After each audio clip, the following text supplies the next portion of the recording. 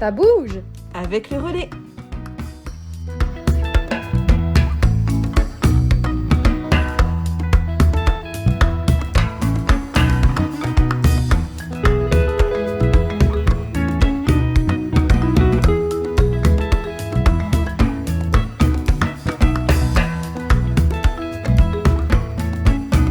Le sac, Les lunettes de soleil. le gel, La casquette. la bouteille d'eau. Les masques. C'est parti! Pour une aventure plein air.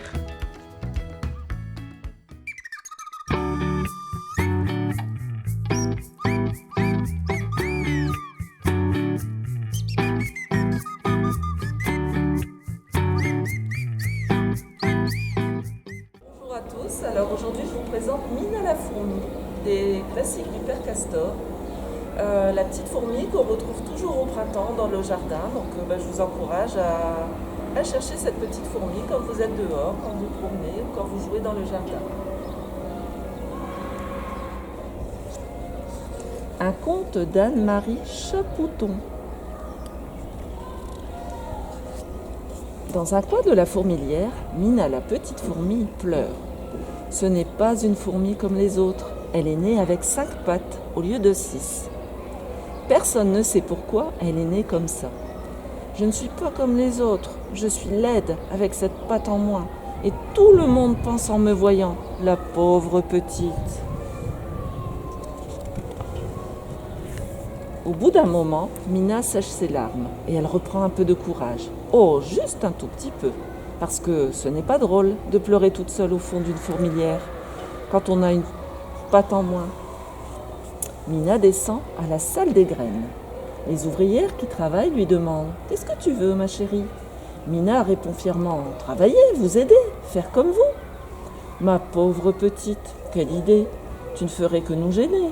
Et puis, tu te fatiguerais. Le rangement des graines, ce n'est pas pour les fourmis qui... c'est pour les fourmis qui ont toutes leurs pattes. Va donc te reposer, petite. Et tristement, Mina repart dans les couloirs. Elle arrive devant la chambre de la reine. Là se trouve l'énorme fourmi qui pond des œufs tout le temps. Elle est entourée des servantes qui la brossent, la lèchent, la peignent, pour qu'elle brille dans toute sa beauté royale. « Qu'est-ce que c'est ?» demande Sa Majesté en voyant Mina entrer. Je voudrais vous aider, vous brosser, vous lustrer, vous nettoyer la figure et les poils des antennes, ou tout ce que vous voudrez. » La reine prend un air poliment dégoûté et dit à mi-voix « Mais elle est infirme, ôtez-la de mon regard. Ça me rend triste, et quand je suis triste, je n'arrive plus à pondre. »« Ça y est, hurle la reine, je sens que j'ai un œuf coincé. » Les servantes jettent Mina dehors en lui disant « Tu n'as pas honte ? Faire coincer un œuf royal !» Et Mina se retrouve à nouveau dans les couloirs. En arrivant devant les tables à pucerons, elle s'arrête et regarde les travailleuses qui sont en train de traire les pucerons. Les fourmis lèvent la tête en disant « Bonjour, tu vas bien ? Tu n'es pas trop fatiguée ? Tu n'as pas fait de cauchemar ? Tu as bien digéré ? Pauvre Mina, comment parler avec des gens qui ont tellement pitié de vous ?» Mina répond des oui et des non, et puis elle s'en va. Elle s'en va en se répétant « Pourquoi suis-je différente des autres ? Est-ce qu'une patte en moins, c'est si important que ça ?» Au bout du couloir, c'est la sortie de la fourmilière. Tout essoufflée, Mina débouche au grand jour. Les pâquerettes sont des soleils géants, les feuilles d'herbe tremblent, des gouttes de rosée brillent de 1000 reflets. Mina regarde émerveillée et puis elle écoute. Partout des bruits légers, des crics, des craques, des chutes, des froutes. Tout le monde des animaux est au travail, chacun à sa place, chacun à son petit train-train.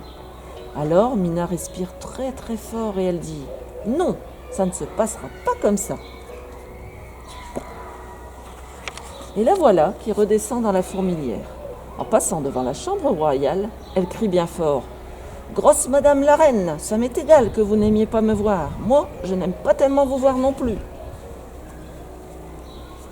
Puis elle descend, jusqu'à la salle des bébés. C'est là qu'on ouvre les cocons pour aider les nymphes à sortir. « Je viens vous aider à ouvrir les cocons, » annonce Mina. « Ce n'est pas la peine, » commencent à dire les ouvrières. Mina répond « Si, justement, c'est la peine. Si jamais vient au monde une petite fourmi à qui il manque une patte, comme à moi, ou une antenne, ou une mandibule, que saurez-vous lui dire? Moi, je lui expliquerai qu'en dedans, elle est tout à fait comme les autres, et moi, elle me croira. Les ouvrières regardent Mina, et elles lui disent « Allons, Mina, au travail !»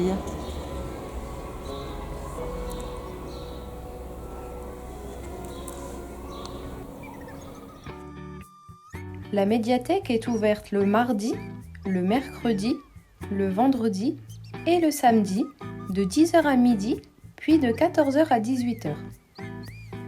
Vous avez la possibilité d'entrer dans la médiathèque sans inscription. La médiathèque est ouverte à tous. Un abonnement est cependant obligatoire pour tout emprunt à domicile. La médiathèque met en place de nombreuses animations.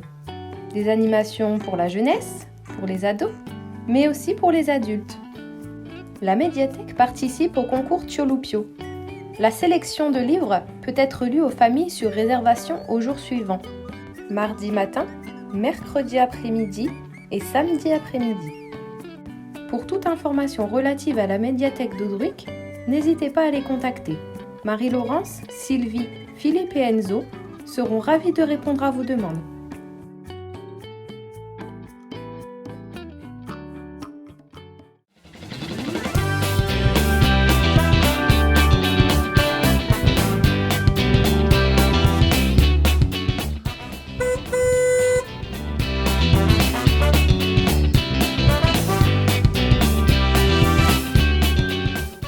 Ça bouge! Avec le relais.